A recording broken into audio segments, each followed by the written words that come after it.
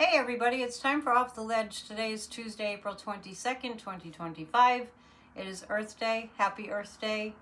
Let's know that we need to impeach and remove this heinous tyrant from being in our White House and all the buffoons that surround him.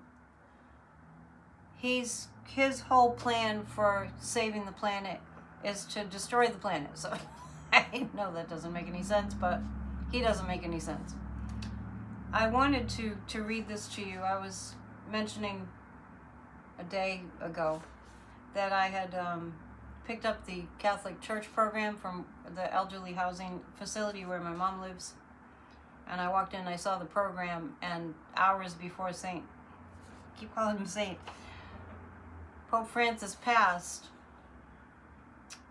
I had picked this up, and lo and behold, there's a quote. I'm going to read this to you. During the Jubilee Year of Hope, which is a Catholic, and this is a Jubilee Year of Hope, every 25 years this happens, Pope Francis calls us to become pilgrims of hope. He beckons us to be hopeful, to be peacemakers, and to be what he calls weavers of communion in our harsh, divided, and war-torn world. The Holy Father writes, and I just love this, just take these words in. Pope Francis wrote this: "We must fan the flame of hope that has been given to us.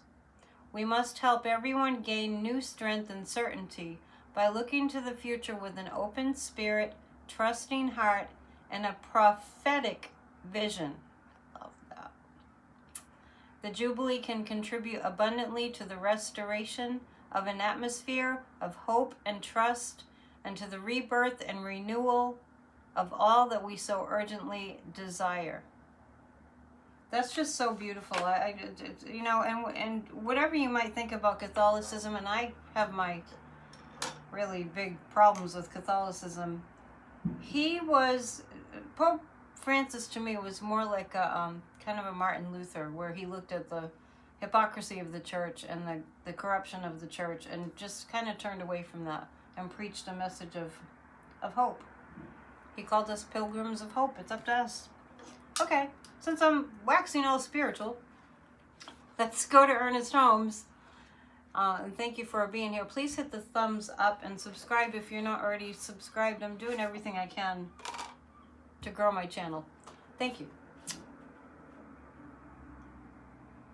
So April 22nd, "And God shall wipe away all tears from their eyes, and there shall be no more death, neither sorrow nor crying, neither shall there be any more pain."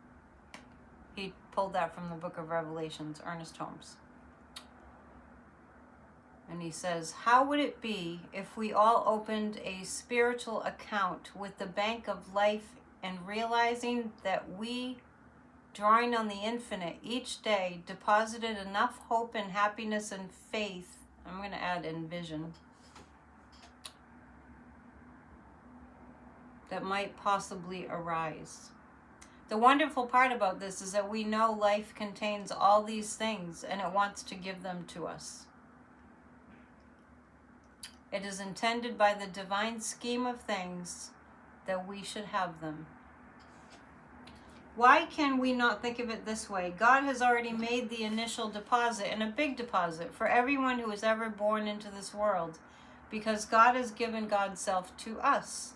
God has imparted his own life, and in a mysterious way that is beyond our comprehension, has endowed us with the capacity to love. If God is love, and we sense deeply that this is so, and if each one of us has, as we must have, immediate access to the love of God, then we earn the ability to draw on the bank of life in such degree as we become loving. If we take the time to harmonize ourselves with love, we will find that when some incident that seems hateful or discordant arises in your experience, you can draw on a reserve force. When some experience comes along that seems unloving, you are able to write a check from your bank of life that will cover every liability of unkindness. God is love, and all the love there is yours now. I like that. I saw a video this morning of, I guess, Marjorie Trader Greene's ex-husband verbally assaulted 3 Muslim women, and they were doing their prayers somewhere in public, and he just started terrorizing them verbally. Later, he ended up apologizing to them and paying them a whole lot of, like $75,000. Marjorie Trader Greene's ex. And they had a healing. So I just, after reading that, I wanted to mention that I heard that. So let's just know that peace is possible. Whatever you think that God is, that's perfect for you. I want to just play Kathy Beale's astrology forecast for today. We did a show yesterday on Om Times that I did put under my community posts. If you want to check that out, it was a pretty good conversation that we had. And let's see what Kathy has. Okay. I texted Kathy today that my guides said to me, get ready for the big takedown. We're looking at May 17th as the big takedown, but I'm not going to put a date on it because I feel like it's imminent. It's coming pretty soon. Today is the 22nd, Earth Day. EmpowermentUnlimited.net is where you go to book a session. This is Kathy Beale of EmpowermentUnlimited.net with Astro Insight for April 22nd, 2025. Today is much like yesterday, except that the vibrations and the repercussions of the weekend are starting to get softer. They're becoming more distant. They're becoming more a part of how you view life now. And then in the evening, allow yourself to kick back. We've been through some things. That's all for now. Let me listen to that again. This is Kathy Beale of EmpowermentUnlimited.net with Astro Insight for April 22nd, 2025. Today is much like yesterday, except that the vibrations and the repercussions of the weekend are starting to get softer. They're becoming more distant. They're becoming more a part of how you view life now. And then in the evening, allow yourself to kick back. We've been through some things. That's all for now. It was a very busy weekend, and then, culminating in Monday morning, Pope Francis leaving us. Yeah, I guess there's kind of a time of settling with what's going on, but we can't normalize it. I'm not saying she was saying that, but I just want to say, we can't normalize it. We have to really understand that our democracy, our country is under attack, and it's indirectly, we're under attack from the Kremlin. However you want to look at that, it's just the reality. And we will make it through because we're all activated. If you would like to receive the declarations that I'm distributing to people to say at 12 noon Eastern time every day, or just right around that time, send an email to AnnetteDion7@gmail.com and I'll just forward the declarations to you. The more people we have on board saying these statements, which are statements about what we want to see happen for America to heal our country, it takes about 5 minutes to say the declarations and to just kind of get in that space of visualizing it and feeling that as our reality. All right, 3 cards to read about today's energy. I hope you're having a good day whenever you're watching this. Sun's peeking out. Sun's coming out pretty soon. Your guides guide us. And I'm going to do a pop-up later, which I have been doing daily, mostly daily. And it might be like 15-20 minutes long because there's just so much to go over.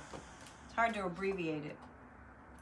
Okay, so these cards are clearly saying this. We are healing generational karma.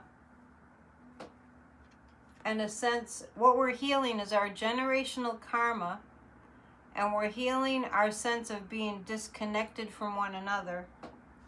And that's the transformation that's happening. I talk about this all the time. This about the transformation that we're in right now. There's a lot of generational karma, and what by that I just mean sort of remnants from past lifetimes on the collective level.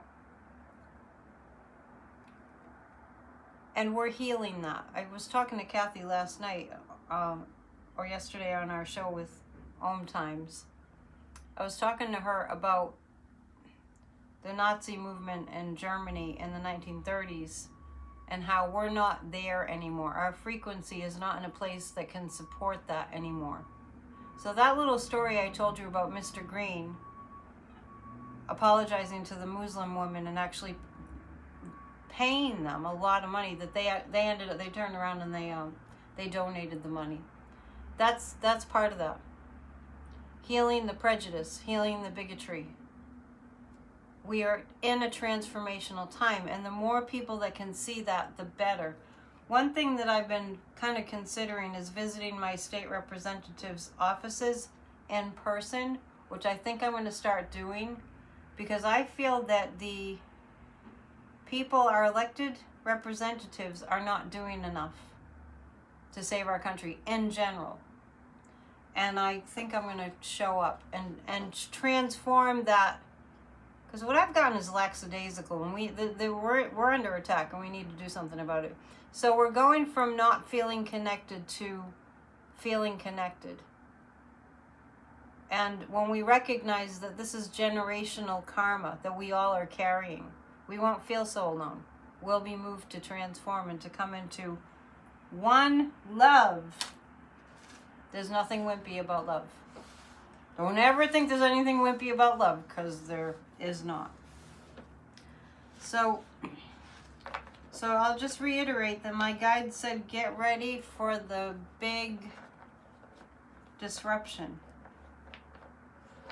Get ready for the big takedown of this administration, because it's on its way. And whenever you think it's not, reel yourself in and say, I choose to feel the feeling that it's done, because it's time and it's the right thing and it's not sustainable. What's going on right now in our country is not sustainable, and we'll make sure of it. It's too dark and we're too light. On that note, I'm looking into having merch made, probably tote bags, because that's the most reasonably priced, that say, Spiritual Warriors of the Light Unite. There'll be more on that later.